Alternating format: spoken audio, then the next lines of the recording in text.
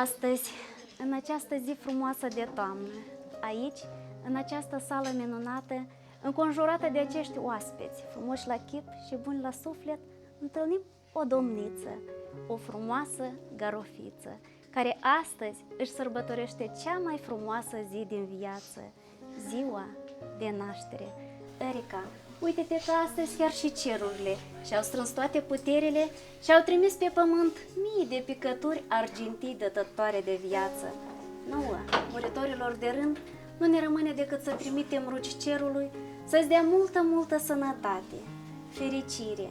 În calea vieții să întâlnești întotdeauna oameni buni și să fii înconjurată de prieteni adevărați. Și ți-aș da un sfat, păstrează cât mai mult copilul din tine, fiindcă copilăria este cea mai frumoasă și cea mai scurtă perioadă a vieții, fără de griji, fără de nevoi. Cei dragi sufletului, să-ți fie întotdeauna în preajmă și fie ca bunul Dumnezeu să-ți călăuzească orice pas care îl vei face în continuare și succese cât mai mari la învățătură, la mulți ani. Noi oferim servicii surprize pentru tine și ți-am pune tradiționala noastră întrebare: cum crezi? Cine a solicitat felicitarea? Cred că din partea părinților. Să am atușă, mai mult nu știu. Haideți să vedem! Ține această tortă pentru masă de sărbătoare. Ia spune-ți plac trandafirii? Da. Uite, îți dorim ca la buchetul vieții să adaugi măcar încă de 7 ori pe atâta. Și sigur că avem și un mesaj care ți aparține. Scumpa noastră, astăzi este o zi specială pentru noi, căci anume în această zi, cu 14 ani în urmă, am devenit cei mai fericiți bunei din lume. Ne este greu să cuprindem într-un mesaj toate gândurile și sentimentele pe care le avem față de tine. Îi mulțumim lui Dumnezeu și părinților tăi că ne-au oferit așa o comoară pe tine, scumpa noastră nepoțică.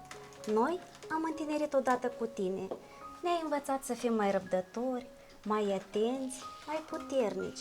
Ne-ai învățat să fim bunei și îți mulțumim pentru asta. Ne-ai schimbat viața și n-am mai putea trăi altfel. Tu ești mândria și bucuria noastră. Astăzi, în această zi importantă ție, îți dorim din toată inima succese mari la învățătură, să fii sănătoasă. Este tot ce îți dorim să ai, pentru că atunci când ai sănătate, le ai pe toate. Ai fericire și optimism, ai ambiție și determinare, ai putere să treci peste orice obstacol și să obții tot ce îți propui. Îți dorim să fii fericită, îți dorim să zâmbești în fiecare zi și să nu cunoști nicio grijă, să faci fapte bune la fiecare pas și să oferi lumină și bucurie celor pe care îi întâlnești, să te bucuri de toate momentele din viața ta, să ai o viață liniștită, lipsită de griji, să fii cel mai fericit copil din lume, fii puternică, încrezută și niciodată să nu știi ce-i necazul. Cei dragi ție să-ți stea întotdeauna alături. Copila noastră cu ochi frumoși și suflet plin de bunătate, ce să-ți dorim de ziua ta? Să fii biruitoare în toate, să fie viața ta un râu cu ape limpezi, cristaline și în orice zi să fii iubită, să nu-și duci lipsă de vreun bine, să fii mereu așa cum ești, cu suflet blând și iubitor, iar Dumnezeu să-ți fie alături, cu El să mergi spre viitor. Te iubim enorm, cu un la mulți ani, cu multă stimă, dragoste și respect din bunei Iulia și Alexandru. Felicitări pentru Erica!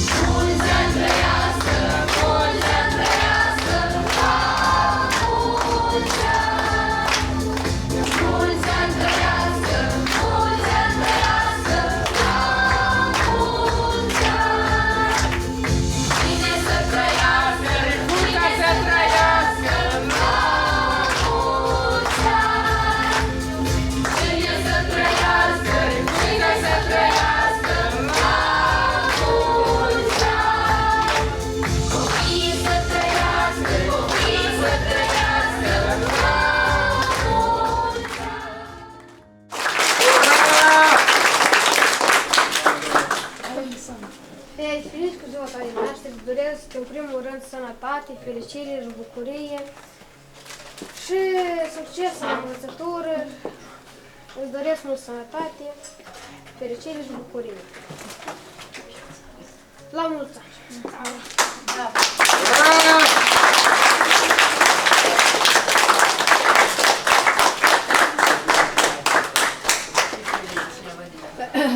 Erica, mamunia, felicită cu ziua ta de naștere. Îți doresc în primul rând mult sănătate, fericire, iubire, răbdare și un suflet bun de bunătate. Între oameni să fii om, unde nu te afla om să fii. Mă mândresc, într-adevăr, să știe de toată lumea că am așa o nepoată cu minte, ascultătoare, nu-mi iese din cuvânt, părinții-s duși, dar eu probleme nu mi-au făcut, sunt foarte mândră cu așa o nepoțică și îi mulțumesc lui Bunul Dumnezeu să ne-o ție și mai departe așa după cum este. Și mulțumesc frumos și la mulți ani!